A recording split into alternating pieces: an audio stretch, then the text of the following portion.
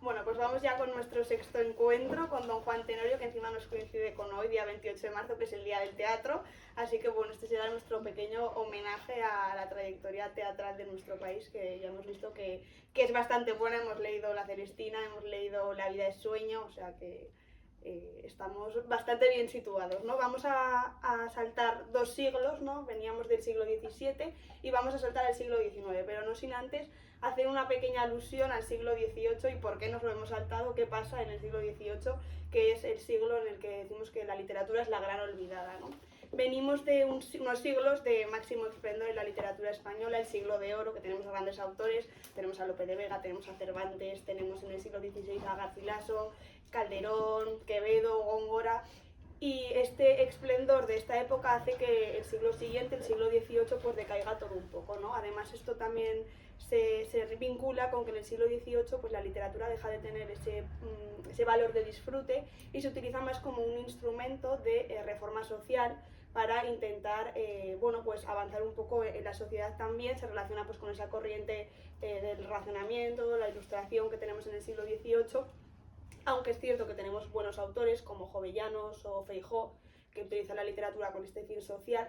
Sí que es cierto que no será hasta el siglo XIX la época en la que la literatura española pues vuelva a alcanzar un poco ese punto de máximo apogeo con los autores del siglo XIX, entre ellos nuestro Zorrilla, o quizás por encima de él pues a Bécquer, Benito Pérez Galdós, incluso ya mujeres bastante importantes como Emilia Pardo Bazán, Rosalía de Castro en la poesía y muchas otras. Bien, pasamos ya a este siglo XIX con el romanticismo, que el romanticismo es un movimiento no solo literario, sino que también va desde la política hasta las letras, cuyos inicios se sitúan en Inglaterra y en Alemania a finales del siglo XVIII. Poco a poco, en las primeras décadas del siglo XIX se va expandiendo por otros países como Italia, España y Francia. En el caso de España llega a finales de la década de 1820 y aunque su vida es muy breve, apenas dura unos 15 años, sí que es cierto que su trayectoria es muy intensa. A España llega gracias a las traducciones de grandes textos de otros poetas y escritores románticos de otros países, principalmente pues, de Inglaterra y de Alemania, donde el romanticismo pues, es los países en los que más fama tiene, ¿no? Así pues, en el siglo XIX se van encadenando diferentes corrientes literarias, pues hasta el año 1830 sigue teniendo gran importancia el neoclasicismo, entre 1830 y 1850 el romanticismo, seguidamente tenemos 25 años de posromanticismo o tardorromanticismo, que se siguen ahí viendo un poco las secuelas de lo que fue el romanticismo en los años previos, y ya en 1875 iremos alternando esos dos nuevos movimientos como son el realismo y el naturalismo. Las principales características del romanticismo es que es un movimiento muy revolucionario que, como hemos visto que pasa siempre, ¿no? Se rompe con lo que se suele hacer en el siglo anterior. En este caso pues, se abandona pues, toda la tradición grecolatina, todo el mundo clásico, esas referencias al oculto, ¿no? Y se prefiere abandonar esa razón y dar mucha mayor importancia al sentimiento, ¿no? El sentimiento por encima de la razón. De hecho, es curioso que en algunos países como Alemania o Inglaterra, que son los núcleos del romanticismo, se le da mucha importancia a todo el mundo medieval de la literatura española, ¿no? Son ellos los que retoman nuestra literatura y la modifican para incluirla en sus textos románticos. Se caracteriza principalmente por la reivindicación del yo, ese sentimiento de evasión, el mundo interior, la espiritualidad, y también es cierto que se enarbolan mucho los valores nacionales y patrióticos del país. En cuanto al lenguaje, pues como digo, abandona todo ese origen mitológico, todo eso que veíamos, por ejemplo, en Góngora, que se hacían muchas referencias a todo el mundo grecolatino, pues se abandona ya y sí que se utilizan mucho los contrastes, lo bello y lo feo, lo sublime y lo repulsivo, y se quiere experimentar también con nuevos ritmos y sonoridades. En el caso del teatro, que es el género en el que vamos a trabajar, surge un nuevo género, subgénero podríamos decir, que es el del drama romántico, cuyo prefacio más famoso es el que se incluye en la obra Cromwell de Víctor Hugo, publicada en 1827. En él, Víctor Hugo propone la creación de una especie de macroteatro, ¿no? Que incluya todos los géneros del teatro, todos los estilos de teatro, todos los registros de todos los espacios, lugares y tiempos. Y esto es lo que se pretende hacer con el teatro romántico, cuyas principales características son que va a mezclar géneros. Estos son características que ya habíamos visto el mes pasado cuando comentábamos el arte nuevo de hacer comedias de Lope de Vega, que va a mezclar lo trágico con lo cómico. Se rompen de nuevo la regla de las 3 unidades, vamos a ver diferentes espacios, vamos a ver saltos temporales. De hecho, en nuestro Don Juan hemos visto que hay grandes saltos temporales, incluso que se van entrelazando diferentes tramas en una misma historia. La escenografía va a ser más compleja que en el teatro neoclásico, se da más importancia a la música, tenemos nuevos efectos especiales, también muy influenciados por la comedia de magia, un tipo de teatro que coge gran fama a finales del siglo XVIII y principios del siglo XIX. Y de nuevo, una gran novedad, que es la importancia de lo fantástico, todas las sombras, los fantasmas que vemos en esta obra y que van a ir siendo muy recurrentes, ya que el siglo XIX, como sabemos, que es la época de las grandes literaturas fantásticas. Empieza a hacer también literatura de terror, no tanto en España, sino más en otros países como Inglaterra o Alemania, quizás por encima con las obras, por ejemplo, de Hoffmann, que tenemos El hombre de arena y otras. En el caso de los años en los que se publica Don Juan Tenorio, la década de los años 40, es cierto que a partir de 1845 el drama romántico comienza a languidecer. Ya ha pasado su máximo apogeo, como he dicho, en un movimiento muy breve, apenas unos 15 años. Y en este momento, como vemos, la obra se divide en 2 partes que se relacionan mucho, la evolución de ese romanticismo al tardorromanticismo, que luego comentaremos mejor. Como sabemos, la obra se estrena en 1844 y tiene bastante buena acogida en la época. Luego hablaremos de esto y algunos inconvenientes que tuvo el autor en el momento de su estreno. Sin embargo, aunque el drama romántico es el género que prima en la época, hay otros subgéneros teatrales, como la tragedia, las reinterpretaciones del teatro clásico, sobre todo hasta el año 1830, en el que se seguían representando obras de origen grecolatino o incluso ya de época medieval o incluso áureas. Las comedias tenían mucha importancia también, el teatro menor, que eran esas piezas breves que se intercalaban entre las diferentes jornadas o actos de las grandes obras teatrales. Y luego cobra gran importancia también el género de la parodia. De hecho, la figura del Don Juan se utiliza mucho en parodias de la época, pues un poco a modo de reinterpretación del mito de Don Juan, ¿no? Y otro asunto que solemos comentar, que sobre todo Rosa pregunta muchas veces, es el de las traducciones. Y es que el siglo XIX es el momento en el que más se traducen las obras, tiene un éxito sin precedentes.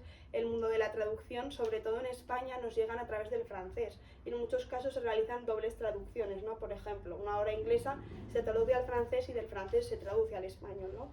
Y es esto gracias a lo que nuestros autores, los autores españoles, pueden nutrirse de esos saberes de otras culturas, de otros autores, como es el caso de Zorrilla y las obras de Víctor Hugo o de Dumas, por ejemplo. Además, esta imitación no solo se da en los textos, sino que también se intenta imitar un poco el mundo literario más a nivel socioeconómico incluso, ¿no? Para intentar imitar esos sistemas literarios que tienen en otros países. En cuanto a la representación, de lo que ya hablamos en el encuentro pasado, decíamos que los teatros más famosos eran el Teatro de la Cruz y el Teatro del Príncipe en Madrid, que siguen abriendo sus puertas semanalmente para diferentes representaciones. Sin embargo, entre 1834 y 1850 se abren 12 teatros nuevos, entre ellos el Teatro del Circo. Sin embargo, son mucho más inestables que los grandes teatros que habían visto la luz en el siglo XVII, ¿no? La figura del actor sigue siendo una figura bastante mal vista. De esto habla Larra en varios artículos suyos, en sus artículos costumbristas, ¿no? También de la época. Pero como novedad, en 1832 se inaugura el Real Conservatorio, que es un espacio en el que los actores y actrices pueden formarse para esta labor, y ya se empieza un poco a dignificar más esta profesión dentro de esos límites que ya hemos comentado.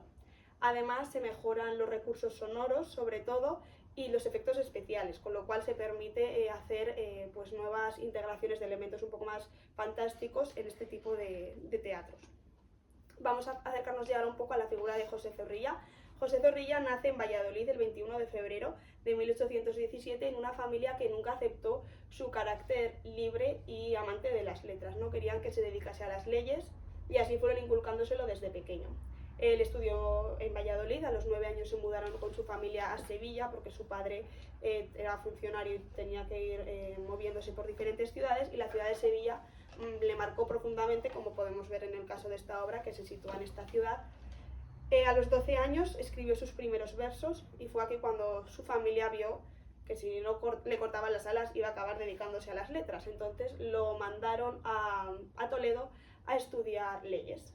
El primer año suspendió absolutamente todo y se lo llevaron de vuelta a Valladolid, a la Universidad de Valladolid, que por esa época todavía tenía Universidad de Valladolid, y lo pusieron a cargo del rector de la universidad para que lo vigilase y se sacase la carrera.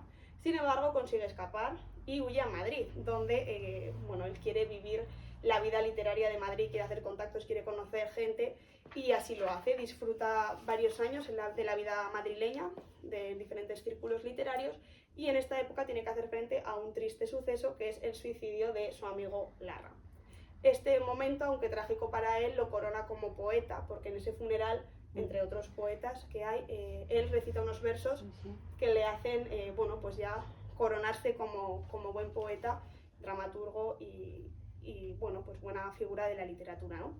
Se casó en 1839 con una mujer 17 años mayor que él, y esto le trajo a la perdición. Era una mujer movida por los celos que le intentaba alejar de ese mundo, sobre todo el mundo teatral, no le dejaba relacionarse con actrices. Tuvo una hija con ella que apenas vivió 2 años, murió. Él intentó escapar de su mujer, se fue a Francia, se fue a México.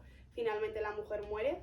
Sin embargo, esa huida a Francia y a México le permite conocer también nuevas formas de literatura, se relaciona con poetas y otros escritores de estos dos países, y finalmente regresa a España. En 1848 fue elegido como miembro de la RAE, sin embargo rechazó el sillón, y en 1885 se le volvió a ofrecer y ahí sí que ya lo aceptó. Su trayectoria literaria sobre todo oscila entre 1837 y 1850, y en 1893, a los 76 años, muere a causa de una enfermedad. Pasamos ya a don Juan Tenorio. La figura del don Juan es una figura muy recurrente, no es original de Zorrilla, aunque él diga que sí, como luego comentaremos, que dice que él no había oído nunca nada antes de don Juan, que es todo original suyo, luego veremos. Tenemos un gran punto de inflexión en la trayectoria del don Juan, que es la publicación de El burlador de Sevilla o El convidado de piedra de Tirso de Molina, en torno al año 1620.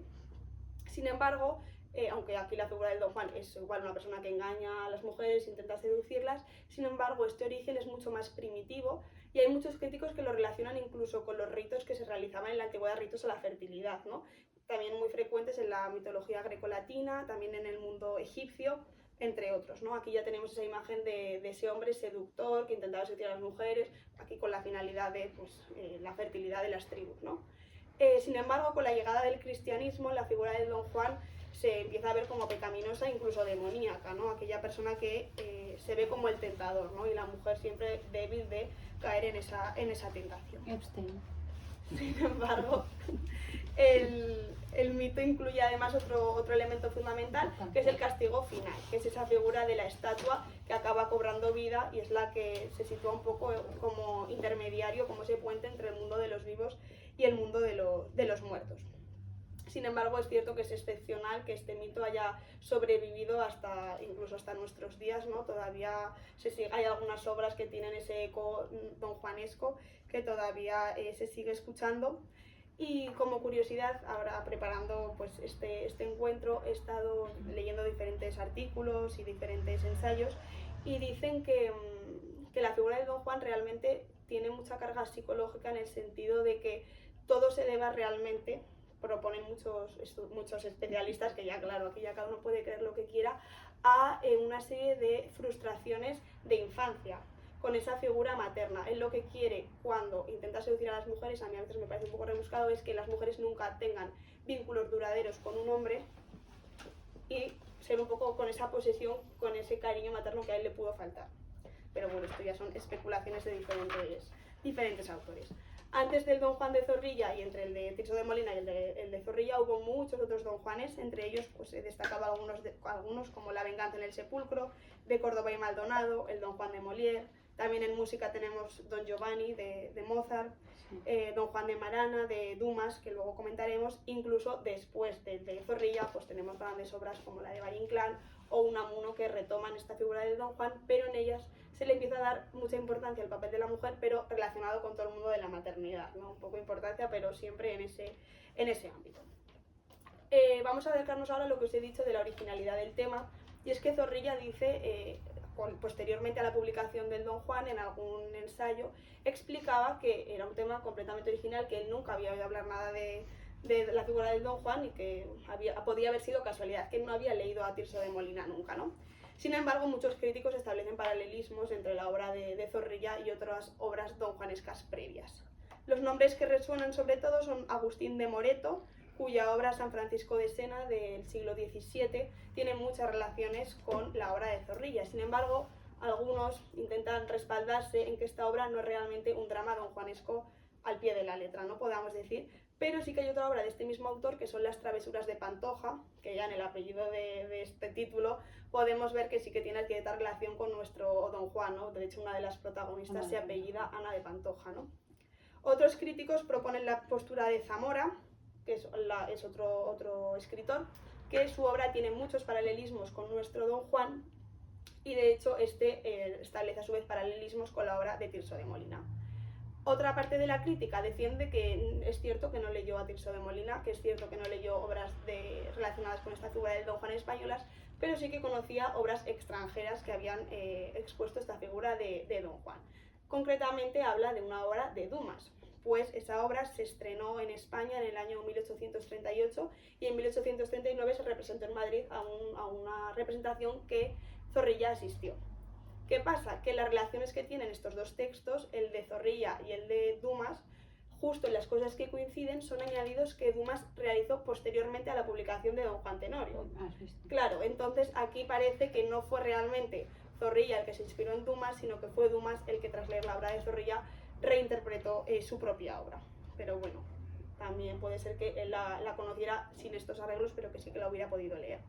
Y ya centrándonos en la figura de Tirso de Molina, puede ser cierto que él nunca hubiera leído El burlador de Sevilla, pero de manera indirecta a él le tuvo que llegar de alguna manera, ¿no? Porque al final toda esa tradición donjuanesca bebe de la obra de Tirso de Molina.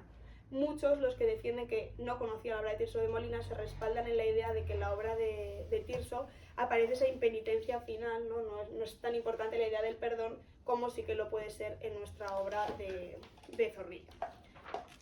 En cualquier caso, sea o no inspiración en Tirso de Molina, en obras extranjeras, etc., sí que es cierto que resuenan y hay ecos de toda esa trayectoria donjuanesca anterior.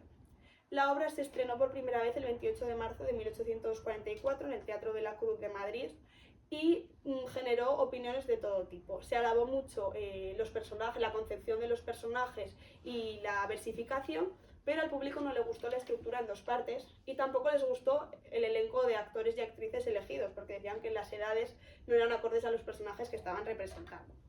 10 días antes del estreno de la obra, Zorrilla vendió los derechos a Manuel Delgado, un librero, por 4.200 reales, una cifra mucho inferior de lo que luego él habría podido ganar con todas esas representaciones.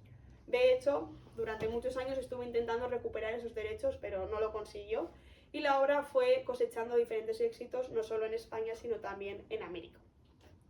De hecho, todavía a día de hoy en algunas ciudades el día 1 de noviembre, el Día de Todos los Santos, se sigue representando como se hacía en la época este drama romántico. Y actualmente el texto original está custodiado en la biblioteca de la Real Academia. Como hemos podido ver, de hecho aparece en el título, bueno, la portada no, pero luego en las primeras páginas aparece que el título de la obra realmente es un drama religioso fantástico en dos partes. O sea, él ya era consciente de esta división en dos partes. La primera corresponde más bien a una comedia de capa y espada, mientras que la segunda parte es un drama religioso también con una moralidad muy cercana a la del auto sacramental propio de la literatura aurisecular. Esta división no solo corresponde a una progresión de la acción y a una evolución de los personajes, sino que también se relaciona con esa evolución de las corrientes literarias de la época y esa evolución del romanticismo al tardorromanticismo o posromanticismo. La primera parte se divide en 4 actos y todos los actos están enunciados con un pequeño sintagma que resume brevemente lo que va a pasar en ese acto, ¿no? Esto no es exclusivo de Zorrilla, sino que era muy común en los dramas de la época. En este caso, la figura de Don Juan pues aparece como una persona que engaña a las mujeres, intenta seducirla, actúa con absoluta... Bueno, luego hablaremos de esa dualidad libertad-libertinaje. Y esto se ve muy bien también en otras obras de la época, como la de Don Álvaro y La fuerza del Sino, no sé si alguien la ha leído, pero también puede aparecer esta idea, aparecen muchos duelos, disputas, enfrentamientos, muertes. Y esto nos lleva a la segunda parte, en este caso 3 actos, ya correspondientes a ese periodo de tardorromántico en el que la religión cobra máxima importancia. Aquí nos acercamos mucho más a esa ideología conservadora de los burgueses de la época, ¿no? Esa idea del perdón, el pecado, el arrepentimiento, que cobra gran importancia, y cómo para la solución a todos esos pecados no es simplemente el perdón, sino el amor, que es realmente lo que está salvando a Don Juan. En cuanto al cronotopos, la obra se ambienta en Sevilla en el año 1545 y toda la obra ocurre, la primera parte, en una noche, y la segunda parte, aunque con 5 años de diferencia, también ocurre en una noche. Algo que Zorrilla en sus recuerdos del tiempo viejo criticó mucho porque dijo que era inverosímil, que como que no sabía en qué momento se le había podido ocurrir que en una noche podían estar ocurriendo tantas cosas. Lo intentó modificar, pero bueno, al final, como ya tampoco eran sus derechos de la obra, no pudo hacer nada. Y en cuanto a la representación, los espacios estaban muy bien marcados, lo cual permitía realizar una escenografía y un decorado acordes. Se introducían también bastantes efectos sonoros y algunos efectos especiales y luminísticos, sobre todo con la parte de la aparición de los espectros, los fantasmas, etc. Pasando a los personajes, al análisis de los personajes, Zorrilla no plantea unos personajes estáticos que son iguales a lo largo de toda la obra, ¿no? Sino que vemos bastante evolución en ellos. Por supuesto, el gran protagonista de la obra y que da título a la misma es Don Juan. Es un personaje construido en base a unas profundas ideas psicológicas.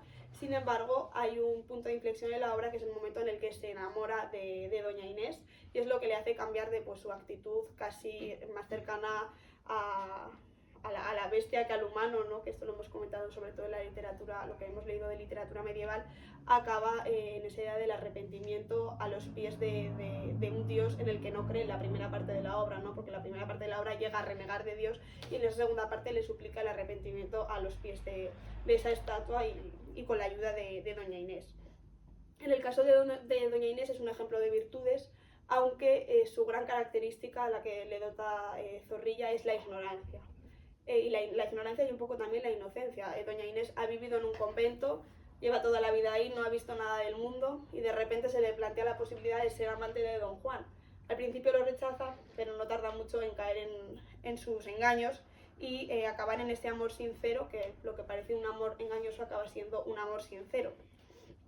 En algunos casos, en algunos estudios críticos, la relaciona un poco con la figura de la Virgen María incluso, ¿no? Que es la que consigue el arrepentimiento del pecador, esa petición de perdón y esa redimición también de su alma y esa salvación del alma. En vez de estar en el infierno, pues pasa por el purgatorio y de ahí al cielo, ¿no? En el caso de Don Juan de Ulloa, que es comendador de la Orden de Calatrava, su principal característica es la defensa del honor y de la honra.